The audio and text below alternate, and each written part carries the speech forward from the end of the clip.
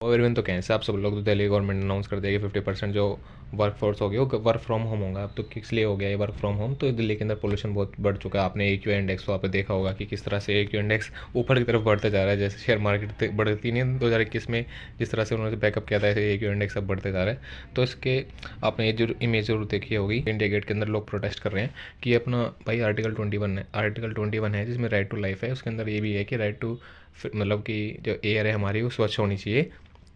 तो मेरे को लगता है कि ये प्रोटेस्ट में भी सही है। और लेकिन मेरे को ये नहीं लग रहा कि Republic can not kill us on children fighting for जल जंगल ज़मीन एंड रेड। ये तो यार ये क्या है, ये तो कुछ और ही लग रहा है मेरे को। ये रेड कॉरिडोर ये रेड कॉरिडोर मेरे को मोस्ट, भाई ये तो कुछ और ही लग रहा है। तो इसमें मैं इसमें ना पढ़ के आपको ये बताऊंगा कि एयर क्वालिटी इंडेक्स या फिर ए क्यू आई हमारे लिए किस होता है। आपको पता कि अगर कोई हार्मफुल सब्सटेंस या फिर हमारे एयर के अंदर आ रहा है तो क्या हो रहा है, वो एयर पोल्यूशन है।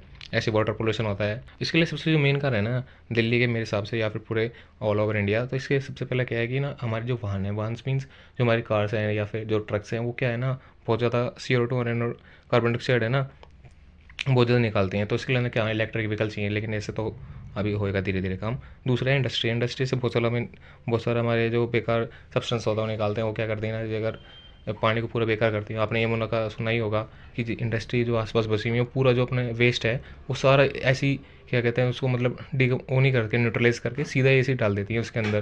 तो वहाँ पे झाग बनते हैं। आपने देखा भी होगा अगर आप आते हो, अगर यमुना को क्रॉस करते हैं अगर दिल्ली में रहते हो तो। और दूसरे तो इसके अंदर क्या है ना, आपको एक डाटा दिखाता हूँ। तो दुनिया में देखो 17 से जो लोग हैं हर शहर में, सबसे ज़्यादा जो बेकार शहर है दिल्ली का ही है मेरे हिसाब से। क्या, मैं तो ये वर्ल्ड बैंक की रिपोर्ट दिखा रहा हूँ आपको, देखो ये लिखा भी हुआ है। अभी देखो 1.67 मिलियन लोग हैं हर साल मर रहे हैं सिर्फ किससे, पॉल्यूशन से। भाई पॉल्यूशन तो बहुत ज़्यादा महंगा पड़ रहा है। और जीडीपी का ना 1.3, ये इंडिया का नहीं है, इससे मेरे को लग रहा है वर्ल्ड वाइड लिया है इसने। 1.3 मान लो एक बंदा 100 है, अगर 100 में से 1.3 बंदे तो ऐसे मर रहे हैं कि पोल्यूशन हो रखा है भाई। वाह। चीज़ें ये है, 5 चीज़ें। एक इंडेक्स क्या है, वही 69 इसके अंदर ना 5 चीज़ होते हैं 0 to 50। अब इसमें कैटेगराइज किया गया है कि भाई ऐसे ये होगा तो इसके अंदर अच्छा होगा, 50 to 100 होगा तो संतोषजनक, की भाई इतना संतोष नहीं है। और ये ऑरेंज है तो मॉडरेट है, हाँ ठीक है चला लें काम। और फिर पुअर आता है, फिर बहुत खराब, और फिर आता है सीवियर कि भाई अब तो ओवर हो गया है। तो इंडिया अभी दिल्ली का जो पोल्यूशन चल रहा है वो सीवियर चल रहा है, मतलब कि गंभीर गंभीर रूप है बहुत ज़्यादा। हमारे तो बहुत हालत ख़राब हो रखी है जो दिल्ली में लोग रहते हैं, आपको पता ही होगा। और गुड गुड तो भाई बस सुनने में अच्छा लगता है, देखने में तो गुड कभी आता ही नहीं है। मानसून के टाइम कभी आता होगा। तो इसके ना आपको याद रखना होगा, अगर किसी भी आप एग्ज़ाम की तैयारी कर रहे हो या फिर किसी चीज़ की, तो ये ध्यान रखना होगा कि 0 to 50 क्या होता है, गुड होता है। 50 to 100 होता है संतोषजनक। 100 to 200 होता है मॉडरेट।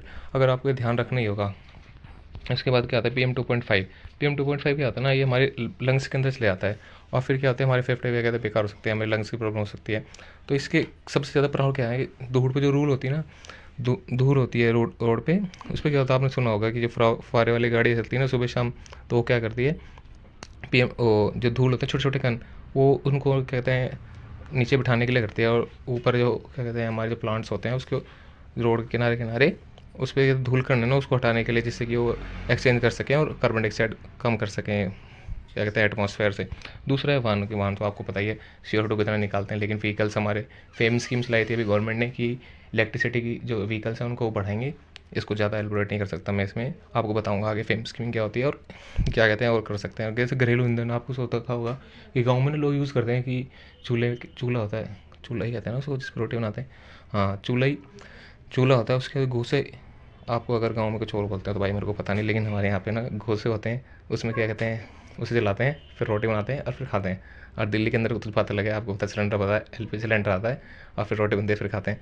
तो इसके अंदर ना जब मान लो कि हम यूज़ कर रहे हैं कि गाँव की तरह घोंसे, और दिल्ली के अंदर पोल्यूशन हो रहा है और बढ़ता जा रहा है, या फिर किसी भी स्टेट के अंदर और पोल्यूशन बढ़ता जा रहा है, तो उस चीज़ को चेंज करना है।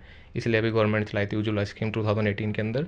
तो उसको यार इसी चीज़ को हम करने के लिए, लेकिन गवर्नमेंट ने किसी और चीज़ लाई थी कि लेडीज़ को जो अस्थमा हो रहा है उसी कारण होता है कि वो जो यूज़ करते हैं ना फ्यूल, उनकी जो आँख में जाता है और फिर उनको नाक में जाता है, अस्थमा होता है, फिर उनको आइज डिजीज़ भी होती है, मतलब कई तरह की चीज़ें उनको। एंड ओवर एवरेज है कि 200+ तो अपने को रहनी है। 200+ क्या पुअर, और हम देखते हैं सपना किसका देखते हैं, गुड़ का, लेकिन हम कहाँ हैं, पुअर पे।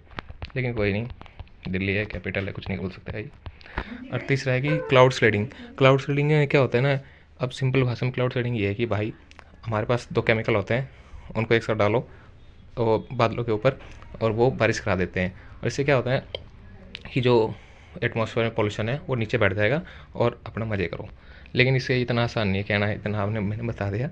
इसमें PM2.5 धूलिकण है ना, वो बहुत ज़्यादा होते हैं एटमॉस्फेयर के अंदर, तो उसको मतलब कि उसको कंट्रोल करने के लिए इसको हम करते हैं।